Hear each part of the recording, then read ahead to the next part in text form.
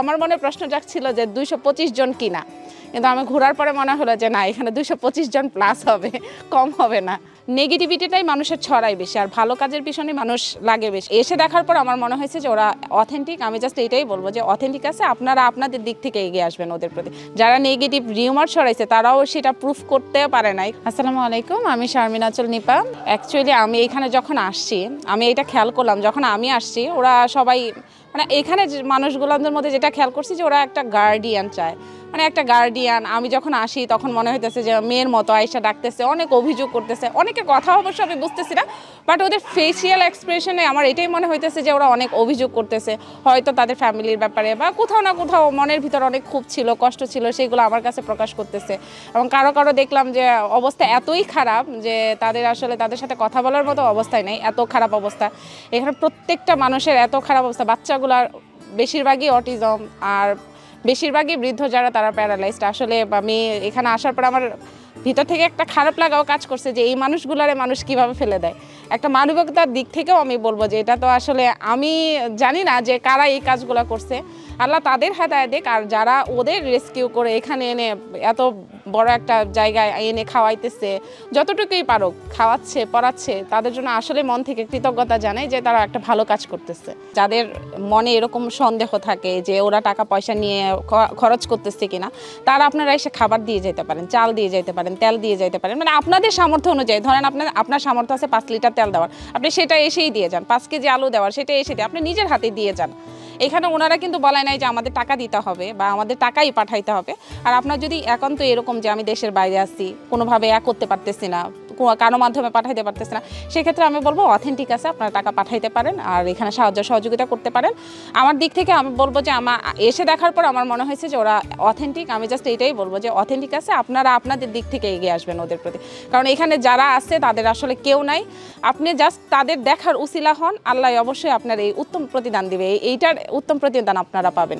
আমি নেগেটিভিটা মনে হয় শুনছি আরও কয়েক মাস আগে, ভালো কাজের পিছনে মানুষ লাগে, তখন একটা ছিল যে এতগুলা মানুষের একটা মানুষ করতেছে, এত এত খারাপ কাজ করবে, এত এত করবে, এটা তো সম্ভব না।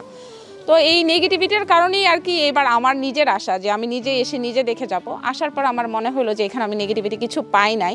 এখন কারা রিউমার ছড়াইছে বা কারা কি করাইছে সেই ব্যাপারটা তো আমার জানা নাই। আর যেহেতু আমি নেগেটিভিটি পাই নাই, সেই ক্ষেত্রে আমি বলবো যে যারা নেগেটিভ রিউমার ছড়াইছে তারাও সেটা প্রুফ করতে পারে নাই, কারণ তারা নেগেটিভিটিটাই মানুষের ছড়ায় বেশি, আর ভালো কাজের পিছনে মানুষ লাগে বেশি। অনেকে মনে করে যে ফান্ড তোলাই মানে লাখ লাখ কোটি কোটি টাকা চলে আসা, কোটি কোটি টাকা আত্মসাৎ করা, ব্যাপারটা কিন্তু তা না।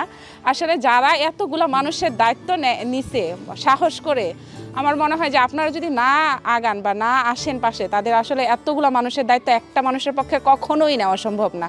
কারণ আপনার সামর্থ্য 1 জন 2 জন 3 জন বা 10 জন মানুষকে আপনি সেটা খাওয়াইতে পড়াইতে পারবেন, কিন্তু এতগুলো মানুষ এটা একা মানুষের পক্ষে কখনোই সম্ভব না।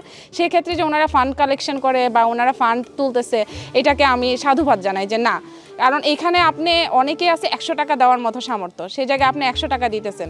100 টাকা দিয়ে আপনি একটা ফ্যামিলি চালাইতে পারবেন না, 100 টাকা দিয়ে একটা মানুষের সারা মাসের খরচ দিতে পারেন না। সেই জায়গায় আপনার 100 টাকা 200 টাকা 1 টাকাও একসাথে হয়ে অনেক বড় একটা অ্যামাউন্ট হয়ে হচ্ছে এইসব মানুষের পিছনে যায়। তো আমি বলবো যে আপনারা হচ্ছেন যার নেগেটিভিটি আমি মানে শুনছিলাম, সেগুলো আসলে অথেন্টিক কিছুই আমি পাই নাই। তো আমার কাছে মনে হয়েছে যে পজিটিভই লাগছে। আর আমি আমার দিক থেকে বলবো যে আপনারা আগে আসতে পারেন। আর এতগুলো মানুষের দায়িত্ব আসলে একা নেওয়া কারো পক্ষেই সম্ভব না।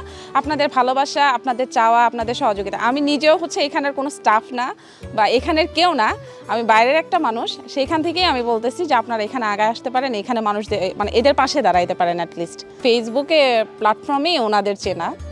তো আমি এখানে আসার পর মনে হয়েছে যে ওনারা অনেক ভালো একটা কাজ করতেছে। আর নর্মালি মিল্টন ভাইয়ের ভিডিওগুলো দেখি, তো এতদিন হচ্ছে আমি জাস্ট ভিডিওই দেখতাম, চোখে তো দেখা হয় নাই, আসা হয় নাই, এখন আসছি। আমার কাছে মনে হয়েছে ওনারা একটা ভালো কাজ করতেছে। আমি আমার দিক থেকে বলবো যে ওনাদের জন্য অনেক অনেক শুভকামনা। এরকম কাজ আরও মানে শুধু উনি না, আমার মনে হয় যে প্রতিটা জেলার মানুষই একটা একটা করে এরকম করে কাজ করা উচিত। তাহলে শুধু ঢাকাতে না, অন্যান্য জেলায় যারা আছে, অন্যান্য ডিস্ট্রিক্টে যারা আছে, সবাই একটা ভালো পরিবেশ পাবে, খাওয়ার একটা পাবে। আমার কাছে মনে হয় যে রিজিকের মালিক তো আল্লাহ, জাস্ট দায়িত্বটা নেওয়ার ইচ্ছা আপনার থাকতে হবে। আপনি যদি দায়িত্বটা নিতে পারেন তাহলে হয়তো রিজিক কোনো না কোনোভাবে চলে আসবে। তো আমার মনে হয় যে প্রত্যেকটা জেলায় বা প্রত্যেকটা মানুষের মধ্যে মধ্যে এই দায়িত্ব নেওয়ার প্রবণতাটা থাকতে হবে। এটা বিশ্বাস করতে হবে যে আমি যদি দায়িত্ব নিই আল্লাহ ঠিকই কোনো না কোনোভাবে ব্যবস্থা করে দিবে বা কোনো না কোনোভাবে রিজিক পাঠিয়ে দেবে, কারণ রিজিক পাঠাই আল্লাহ দুনিয়াতে পাঠায়, কিন্তু আপনার কারো না কারো দায়িত্ব নিতে হবে। তো সেই দিক দিয়ে মিল্টন ভাই দায়িত্ব নিছে এতগুলো মানুষের জন্য, এটার জন্য আসলে মন থেকে ওনাকেও কৃতজ্ঞতা জানাই। আর এই প্রতিষ্ঠানটির প্রতি হচ্ছে শুভকামনা জানাই যে তারা অনেক ভালো একটা কাজ করতেছে। আমি মন থেকে তাদের সবার প্রতি শ্রদ্ধা জানাই, সবার প্রতি ভালোবাসা জানাই এবং সবার প্রতি আমি উইশ করতেছি যে তারা যেন আরও ভালো দিকে যাইতে পারে। আজকে 225 জন, কালকে 500, 1500 এবং সেই পরিমাণ অ্যাবিলিটি যেন তাদের আসে আর সেই পরিমাণ রিজিকের ব্যবস্থা যেন আল্লাহ করে দেয়, এই দোয়াটাই থাকবে আমার।